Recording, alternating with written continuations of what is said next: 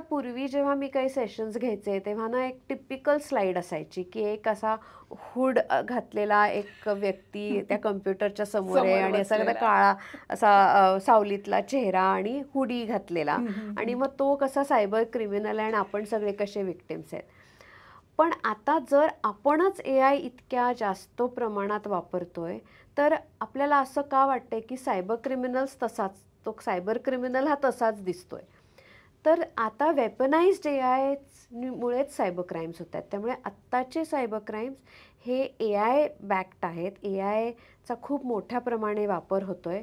त्यामुळे अत्यंत sophisticated, targeted हे सायबर फ्रॉड्स आणि सायबर क्राईम्स आहेत. कारण सायबर क्रिमिनल्स हे एकतर तो एक व्यक्ती राहिलेला नाही आहे. ही मोठी सिंडिकेट्स आहेत, हं. गँग्ज आहेत आणि use of technology, of sophisticated technology including AI ह्याचा भरपूर वापर होऊन हे क्राईम्स घडत आहेत. त्यामुळे हे आपल्याला एक गोष्ट लक्षात ठेवायला पाहिजे, की क्रिमिनल्स हे ऑलरेडी आपल्या खूप पुढे गेलेले आहेत आणि एवढा टार्गेटेड अटॅक आहे. आता एआयचा बेस काय आहे? एआय इंटेलिजंट कसं झालं?